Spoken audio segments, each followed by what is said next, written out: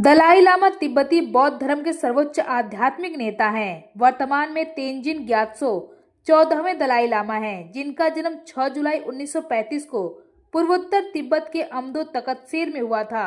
दलाई लामा तिब्बती बौद्ध धर्म के गेलुग या एलो हैट स्कूल के सबसे प्रमुख आध्यात्मिक नेता को दी गई उपाधि है।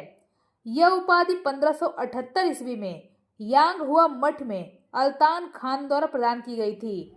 दलाई लामा को तुलकुओं की एक पंक्ति का उत्तराधिकारी माना जाता है, जिन्हें करुणा के बोधिसत्व अवलोकितेश्वर का अवतार भी माना जाता है।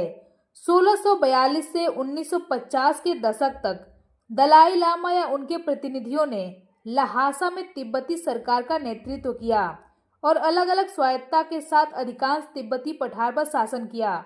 उन्हें मंगोल राजाओं और बाद में किंग राजवंश का समर्थन प्राप्त था और 1913 में चीन से स्वतंत्रता की घोषणा करने वाली एक संधि पर हस्ताक्षर भी किए, लेकिन इसे चीन गणराज्य और पीपल्स ऑफ रिपब्लिकन चाइना दोनों ने अस्वीकार कर दिया और तिब्बत को अपने कब्जे में ले लिया। दलाई लामा 1959 तक तिब्बती सरकार का नेतृत्व करते रहे, लेकिन चीन के आक्रमण और तिब्बत पर अधिकार के बाद दलाई लामा भारत आ गए। दलाई लामा तिब्बती इतिहास में एक अद्वितीय स्थान रखते हैं, जो सदियों से आध्यात्मिक और लौकिक दोनों नेताओं के रूप में कार्यरत हैं। दलाई लामाओं की वंशावली 14वीं शताब्दी में गेडून डब से शुरू हुई थी, जिन्हें मरणोपरांत पहले दलाई लामा के रूप में मान्यता दी गई। हालांकि उपाधि की औपचारिकता और एक विशिष्ट पुनर्जन्म वंश के साथ इसके जुड़ाव का श्रेय तीसरे दलाई लामा सोनम ग्यात्सो को दिया जाता है, जिन्होंने 1578 में मंगोलिया शासक अल्तान खान से दलाई लामा की उपाधि प्राप्त की थी। 17वीं सदी से लेकर 20वीं सदी के मध्य तक दलाई लामा अक्सर शक्तिशाली मंगोलियाई संरक्षकों के समर्थन से तिब्बत में महत्वपूर्ण राजनीतिक अधिकार रखते थे।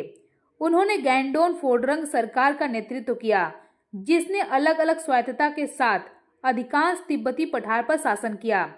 इस अवधि में लहासा में पोट्टाला पैलेस का निर्माण भी देखा गया, जो दलाई लामा की सीट के रूप में कार्य करता था। 14वें दलाई लामा तेंजिन ग्यात्सो का जन्म 1935 में हुआ था और उन्होंने 1950 में पूर्ण राजनीतिक सत्ता संभाली थी। हालांकि 1959 में चीनी शासन के खिलाफ तिब्बती विद्रोह के कारण उन्हें भारत में निर्वासित होना पड़ा, जिसके बाद उन्होंने धर्मशाला में निर्वासित तिब्बती सरकार की स्थापना की और तब से लेकर आज तक वह शांति, अहिंसा और तिब्बती स्वायत्तता के वैश्विक समर्थन बन गए।